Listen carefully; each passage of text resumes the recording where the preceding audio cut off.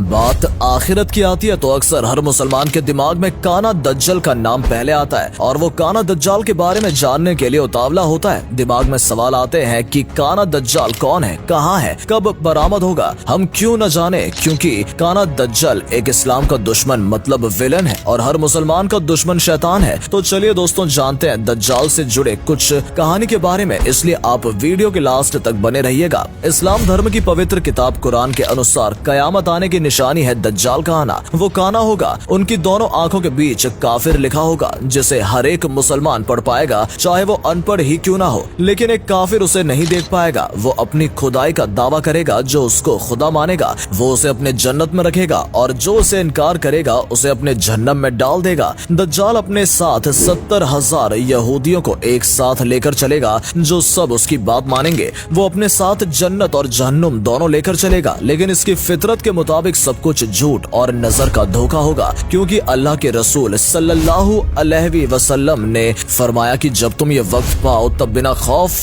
करे इस जहन्नुम में जाना, क्योंकि यही असली में जन्नत होगी और इसकी जन्नत असल में जहन्नुम होगी। ये तो रही दज्जाल कौन है, लेकिन अब सवाल आता है कि क्या दज्जाल भी इस धरती पर मौजूद है? अगर है तो कहाँ है? क्योंकि अल्लाह के रसूल सल्लल्लाहु अलैहि वसल्लम ने इसके कैद की जगह तक की निशान दे कर दी थी कि वो इस वक्त कहाँ मौजूद है और किस वक्त दुनिया में जाहिर होगा। और अगर आज हम इन्हीं निशानियों को सामने रखकर इस लोकेशन को ढूंढने की कोशिश करें तो क्या वाक्य हमारे सामने आता है वो आपके होश उड़ा देगा। लेकिन ये सब जानने से पहले कि दज्जाल इस वक्त कहाँ मौजूद है, उससे पहले एक शहाबी जिनका नाम था तमीम दारी, उनके समुद्री सफर और दज्जाल के इनकी मुलाकात के बारे में जानना बहुत जरूरी है, जिसे रसूल अल्लाह सल्लल्लाहु अलैहि वसल्लम ने कंफर्म किया कि जिससे तुम मिले वो वाकई में दज्जाल ही था। पर वाकया उस सहाबी हजरत तमीम दारी रज़ी अल्लाहु ताला अन्हु ने सुनाई जो इस्लाम कबूल करने से पहले ईसाई थे। और यह अजीबोगरीब वाकया देखने के बाद वो अल्लाह के नबी हजरत मोहम्मद सल्लल्लाहु अलैहि वसल्लम के खिदमत में हाजिर हुए और इस्लाम कबूल कर लिया। वो कहते हैं कि एक मर्तबा में 30 मुशफिकरों के साथ समुद्री सफर पर निकला था और हम सब एक कश्ती पर सवार थे। हमारा सफर बहुत ही सुकून के साथ कट रहा था कि अचानक हवा चलना शुरू हो गई और समुद्र में तूफान आ गया और मौसम इतना खराब हो गया कि मुसाफिर परेशान हो गए और हर कोई अपने अपने खुदाओं को पुकारने लगा, क्योंकि किसी को कुछ समझ में नहीं आ रहा था। अब हम में से हर किसी को ये यकीन हो गया कि मौत अब यकीनी है। इस आस में 1 महीने तक बीच समुद्र में हिचकोले खाने के बाद किसी को कुछ पता नहीं था कि हम कहाँ जा रहे हैं या कहाँ मौजूद हैं। फिर अचानक 30 दिनों बाद भूले भटके मुसाफिरों को दूर से ऐसा नजर आया जैसे कुछ दरख्त समुद्र में खड़े हो। 30 दिन से मुसीबत में फंसे हुए मुसाफिरों को ये मंजर देखकर उम्मीद की कुछ किरण नजर आई और मल्लाह ने जल्दी से वहां पहुंचने के लिए पूरी ताकत के साथ चप्पू चलाना शुरू कर दिए और कश्ती को तेजी के साथ उन दरख्तों के पास ले जाने लगा। कश्ती में मौजूद मुसाफिर जिन्हें यकीन हो चुका था कि अब मौत के सिवा कुछ नहीं, उनके चेहरे पर जिंदगी की उम्मीद नजर आने लगी। जब दरख्त करीब हुए तो सारे मुसाफिरों को जानकर खुशी हुई कि यह समंदर में वाकई कोई जजीरा है। अभी तो सूरज मुकम्मल गुरूब नहीं हुआ था कि कश्ती जजीरों के किनारे पहुंच गई। मुसाफिरों को उस जजीरे पर उतरे ज्यादा वक्त नहीं हुआ था कि दरख्तों में से एक अजीब किस्म का जानवर निकला। उस जानवर के पूरे शरीर पर बाल थे और इस तरह लंबे और घने थे कि ये भी पता नहीं चल रहा था कि जानवर का अगला हिस्सा कौन सा है और पिछला हिस्सा कौन सा। सारे मुसाफिर इस अजीबोगरीब जानवर को देखकर हैरान और परेशान हो गए, क्योंकि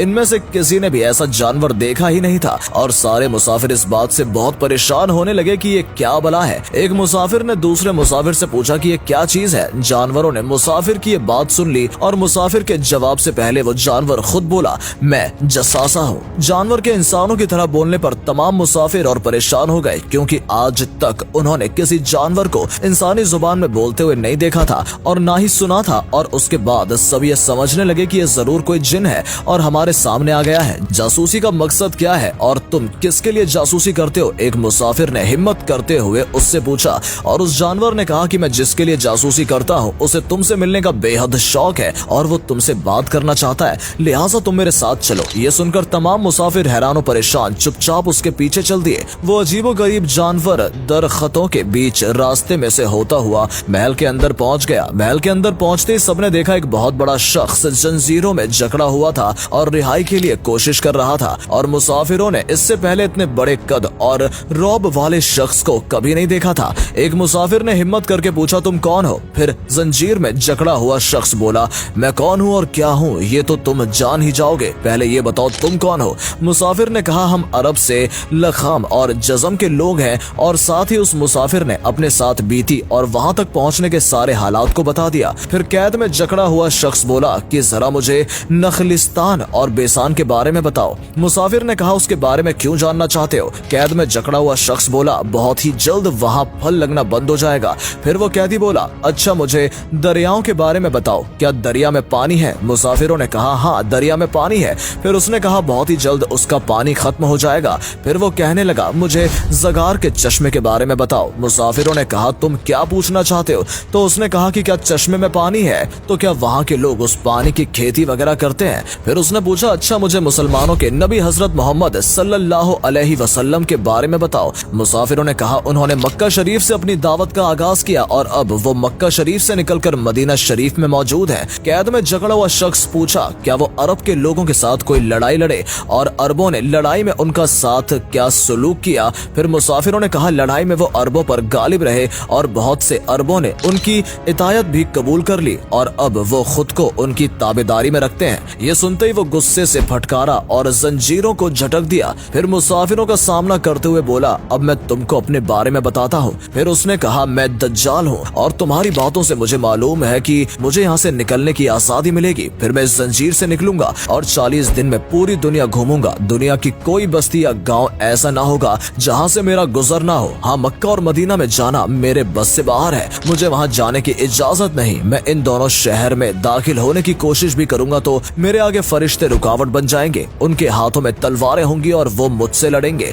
ये अजीबोगरीब वाकया देखने के बाद वो अल्लाह के नबी हजरत मोहम्मद सल्लल्लाहु अलैहि वसल्लम की खिदमत में हाजिर हुए और इस्लाम कबूल कर लिया। जब दज्जाल आएगा उसके पहले के 3 साल में बहुत ज्यादा तकलीफें होंगी। पहले साल में 1/3 से भी कम बारिश होगी और बारिश कम होने से अन्न भी नहीं उगेंगे, जिससे फूड सिस्टम खराब होगा। और फिर उसके अगले साल में थोड़ी बारिश होगी और तब लोगों को खाने पीने के लिए दिक्कत होना शुरू हो जाएगी, लोग तकलीफ में आ जाएंगे। फिर उसके तीसरे साल में एक भी बूंद बारिश नहीं होगी, जिससे लोग खाने पीने के मोहताज हो जाएंगे। फिर दज्जाल अपने साथ खाने और पीने की सामग्री के साथ आएगा और लोगों के साथ सौदा करेगा अपनी तरफ आने के लिए। दोस्तों, इस जमाने के बदलते हालातों को देखकर आपको क्या लगता है कि दज्जाल की आने की संभावनाएं कब तक है। वैसे तो कयामत का इल्म बस अल्लाह ताला के पास है, लेकिन सबसे अहम सवाल ये है कि क्या हमने इसकी तैयारी कर ली है और क्या हम इस जमाने के हालात को देखकर भी हमारी आंखें अभी तक नहीं खुली हैं तो कब खुलेंगी। दोस्तों, आपकी क्या राय है दज्जाल को लेकर कमेंट सेक्शन में जरूर बताएं और अल्लाह ताला सबको रहमत बख्शे। अगर वीडियो अच्छी लगी हो तो वीडियो को लाइक और चैनल को सब्सक्राइब जरूर करें। धन्यवाद।